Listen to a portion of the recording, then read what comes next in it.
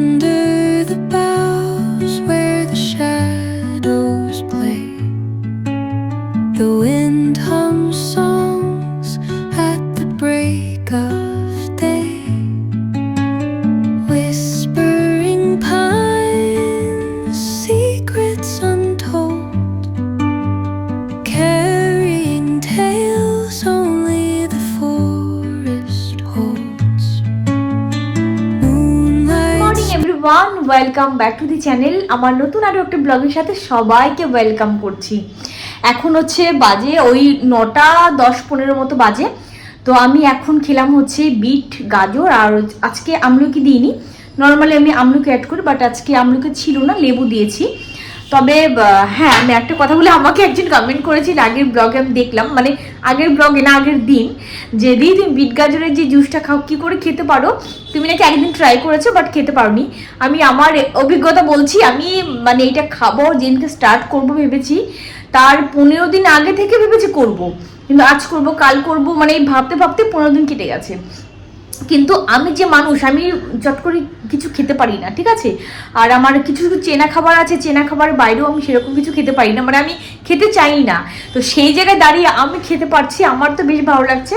আর গাজরটা অ্যাড করবে, গাজরটা অ্যাড করলে উপকার তো আছে, প্লাস হচ্ছে মিষ্টি মিষ্টি লাগে খেতে। আর তার সঙ্গে লেবু অ্যাড করবে, লেবু অ্যাড না করলে কিন্তু কোনো উপকার পাবে না, কারণ হচ্ছে ভিটামিন, মানে ভিটামিন সি আমাদের রক্তকণিকা তৈরি করতে সাহায্য করে, হিমোগ্লোবিনটা বাড়াতে কিন্তু হেল্প করে। তো শুধুমাত্র বিট জুস খেলে হবে না, এর মধ্যে অবশ্যই হয় আমলকি নয় লেবু রস তোমাকে অ্যাড করতে হবে। তো যাই হোক, আমি খেতে যখন পারছি, আশা করছি তোমরা সবাই পারবে বা তুমি পারবে। বেরিয়ে গেছে, বাট এখনো পর্যন্ত ঘর বাড়ি কিছু ক্লিন করা হয়নি। এখন হচ্ছে করব, পুরো দুটো ঘরে বিছানা ক্লিন করব, ধোয়া কাচা আছে, প্রচুর কাজকর্ম আছে, দেখে থাকো, আশা করছি ভালো লাগবে।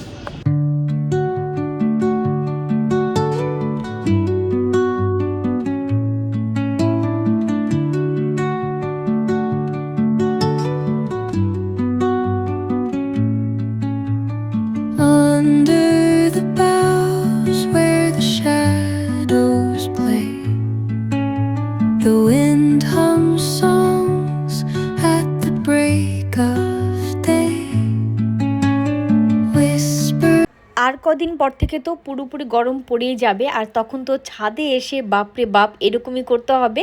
যদিও ছাদে সেভাবে আসা হয় না, শীতের দিনে ওই যে মাঝে মধ্যে জামা কাপড় মেলতে আসি আর কি, মাঝে মধ্যে।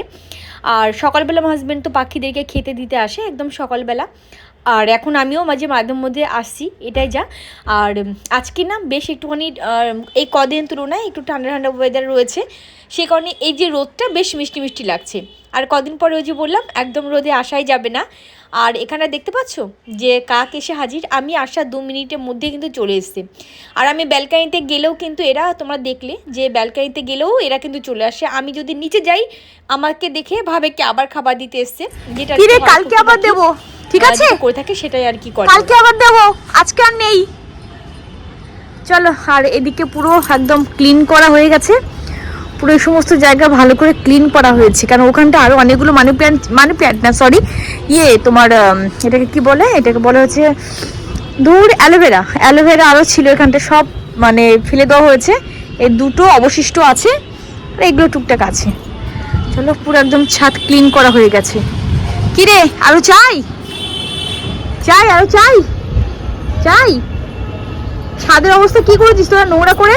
কি রে, আয় দিকে, আয়, বাহ, চলেই গেলি। নিয়ে এসেছিলাম অনেক টাইম, আটা মেখে নিয়ে এলে খুব ভালো খায়।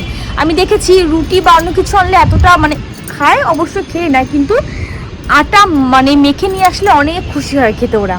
মানে আর এক একটা কাক 4খানা, মানে ছোটো ছোটো গুলি গুলি করে দিই তো আমি, আর হচ্ছে এক একটা 4খানা 5খানা 6খানা করে গুলি মুখের মধ্যে নিয়ে নেবে, এত বদমাস এক একটা, আর এক একটা পাবেই না। আমি আবার যে পাচ্ছে না তার দিকে হয়তো আমি একটুখানি আবার দিলাম, সে আর দৌড়ে এসে, মানে যার জোর যা মূল্য তার এনিতি আর কি, সে দৌড়ে এসে আবার নিয়ে নেবে। তো কালকে আরও বেশি করে নিয়ে আসবো।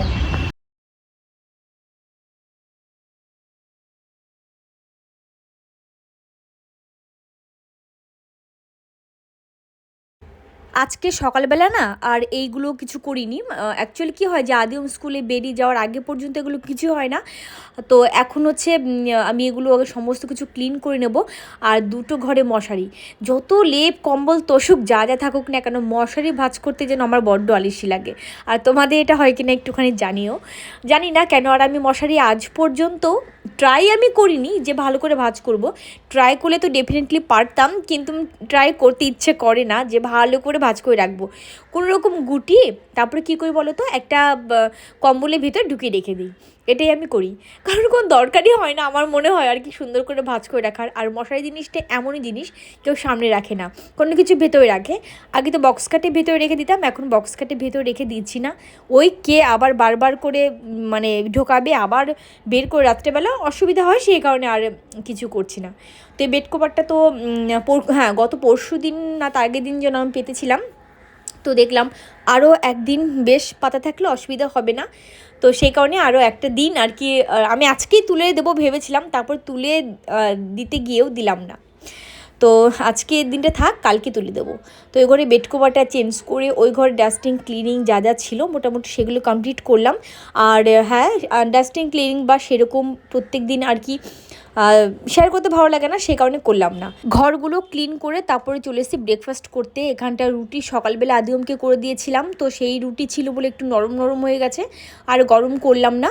আর বেগুন ভাজি করে নিয়েছি আর চা, ব্যাস এটাই হচ্ছে আজকে আমার ব্রেকফাস্ট। আর ওদেরকে করে দিয়েছিলাম হচ্ছে আলু দিয়ে, তারপরে একটু ক্যাপসিকাম দিয়ে, গাজর দিয়ে একটু ভাজি ভাজি করেছিলাম, আর রুটিটা একটু ঘি দিয়ে মাখিয়ে দিয়েছিলাম। ব্যাস ওটা নিয়ে ওরা স্কুলে গেছে।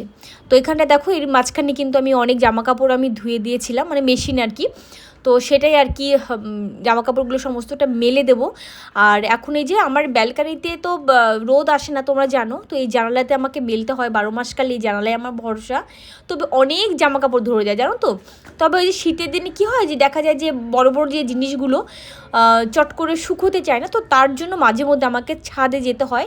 যেমন একটু ভারী টাইপের বেড কভার, কিংবা আমি হয়তো চাইছি যে খুব তাড়াতাড়ি শুকিয়ে নেব, তো সেই কারণেই ছাদে দিতে হয়, নয়তো এখানটায় মোটামুটি হয়ে যায়। আর ব্যালকানিতে রেখে দিলেও শুকিয়ে যায়, অসুবিধা হয় না, যেহেতু স্পিন করা থাকে মেশিনে, সেই কারণে।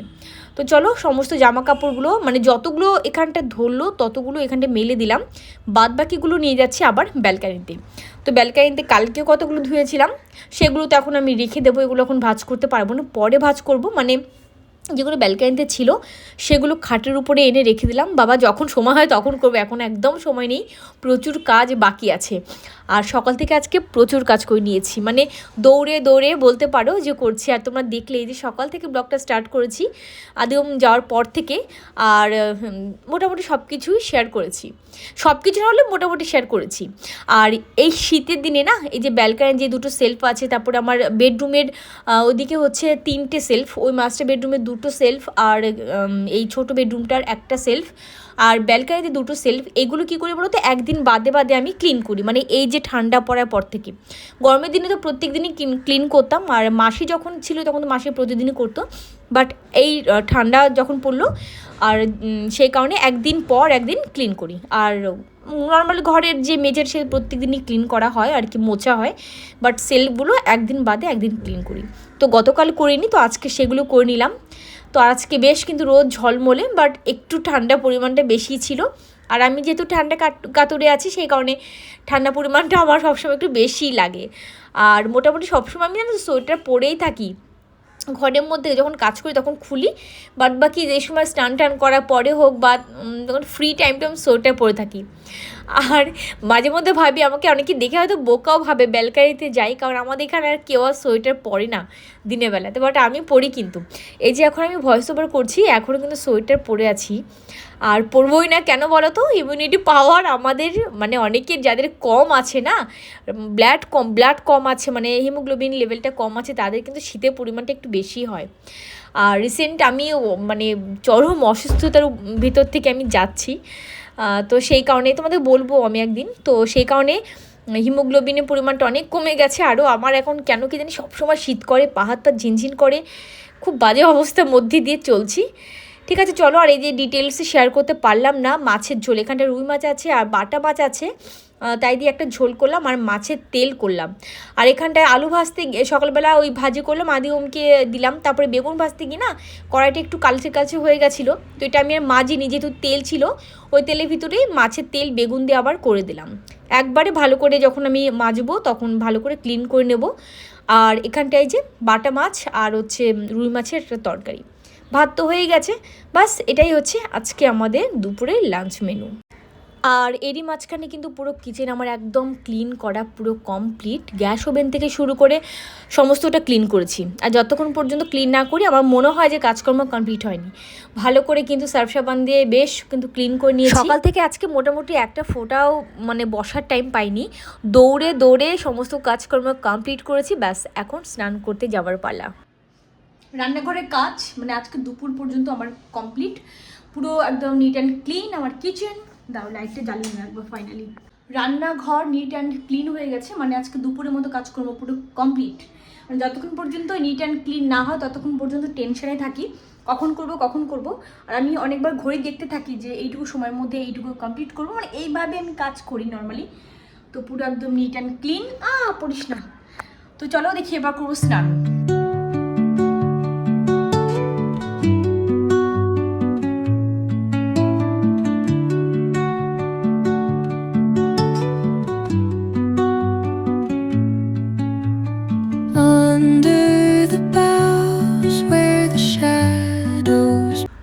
দুপুরের পর থেকে আর সেভাবে কিছু ব্লগিং আমি করতে পাইনি। আদিওমকে নিয়ে ব্যস্ত ছিলাম, মানে ওদেরকে পড়াশোনা পড়তে বসিয়েছি, তারপরে ওদের শুধু পড়তে বসানো হয় না, বাচ্চা কাচ্চা কী হয় যে বুঝতে পারছো, মা যদি পাশে বসে না থাকে বা কোনো একজন পাশে যদি বসে না থাকে ফাঁকি দিতে কিন্তু এক ফোঁটাও ছাড়বে না।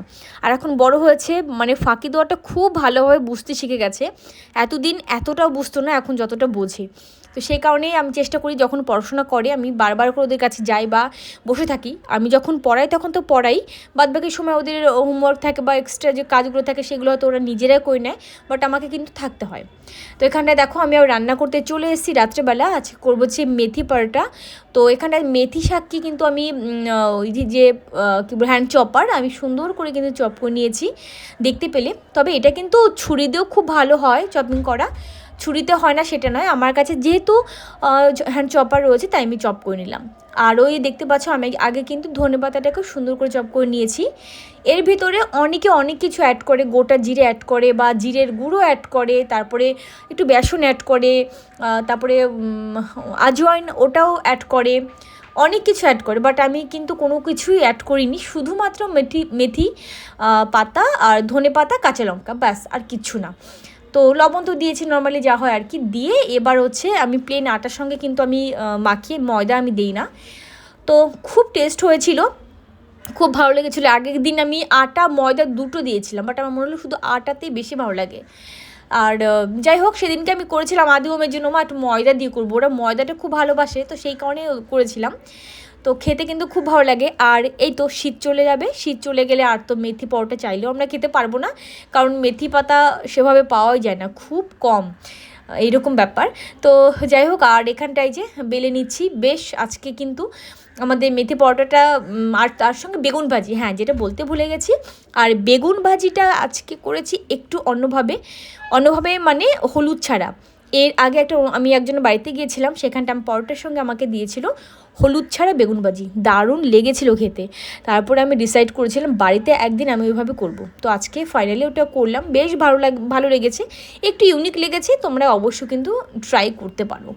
তো এখানটা গরমা গরম মেথি পরোটা আমার রেডি। আর বেগুন ভাজি নিয়ে নিয়েছি, অল্প পরিমাণে নিয়েছি, বেশি আমি নিইনি, কারণ মেথি পরোটা না গরম গরম খেতে কিন্তু এমনিই ভালো লাগে।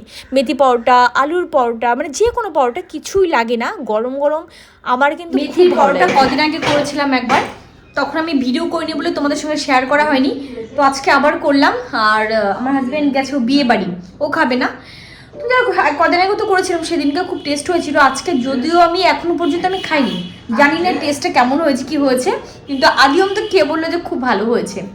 আর এখানটায় টেবিল ভর্তি শাকসবজি রয়েছে, প্রচুর শাক এনেছি, 4 আঁটি নিয়ে এসেছি। এই যে তোমাদেরকে বললামই বেলে শাক নিয়ে এসেছি 4 আটি, বেশ মোটা মোটা আটিগুলো। আর ধনেপাতা নিয়ে এসেছি, তারপরে লাল শাক নিয়েছি। লাল শাকটা ফ্রিজে ভরেছি কারণ ওটা এমনি নেতিয়ে গেছে দেখলাম, তাড়াতাড়ি করে ভরে দিয়েছি ওটা। এগুলো এখন বেছে আমাকে ভরতে হবে। বিট নিয়ে এসেছি, গাজর নিয়ে এসেছি, এগুলো একটু আগে সন্ধ্যাবেলা দোকানে গিয়ে নিয়ে এসেছি। আর হ্যাঁ, বেগুন ভাজি করেছি আজকে মেথি পরোটার সঙ্গে। বেগুন ভাজিটা হলুদ ছাড়া করেছি কারণ আমি কদিন আগে একটা বাড়িতে গিয়েছিলাম, পরোটার সাথে আমি ওটা মেথি পরোটা ছিল না, নর্মাল পরোটা ছিল। বেগুন ভাজি খেয়েছি, বেগুন ভাজিটা টোটালি হলুদ ছাড়া ছিল, দারুণ লেগেছিল। তো আমি ভেবেছি একবার আমি ট্রাই করবো, তো আজকে আমি করেছি ঘরে, দেখা যাক কেমন হয়। দেখে তো বাহ, গন্ধটা তো সুন্দর এসছে।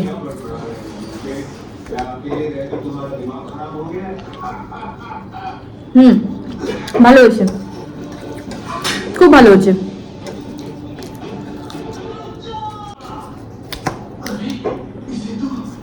তবে একবার বেগুন ভাজি ট্রাই করতে পারো, মানে হলুদ ছাড়া, খেতে কিন্তু ভালোই লাগে।